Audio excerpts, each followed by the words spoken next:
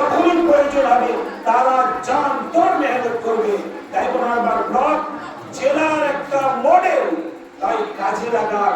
তাই আমরা ব্লকে 1 মাসের মধ্যে ইনশাআল্লাহ অন্তত কমাস কম 100টা সুশৃঙ্খল মক্তব প্রতিষ্ঠিত করতে হবে।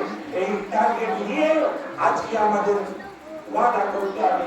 এর আগে কামালপুর মাদ্রাসায় আমরা সুশৃঙ্খল মক্তবের প্রোগ্রাম করেছিলাম, আজকে ইঞ্জিনিয়ারিং করছি, আগামীতে আমরা ওই বদিয়ায় করব, বিভিন্ন জায়গায় করব।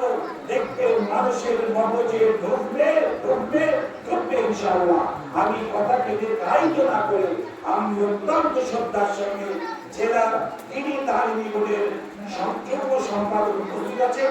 আমি সর্বপ্রথমেই ডেকে নেব আমাদের সকলের প্রাণপ্রিয় হযরত মাওলানা আব্দুর রহিম সাহেব দামাত বারকাতুহুম আজিয়াকে। তিনি গুছিয়ে আমাদের সামনে কথা বলবেন।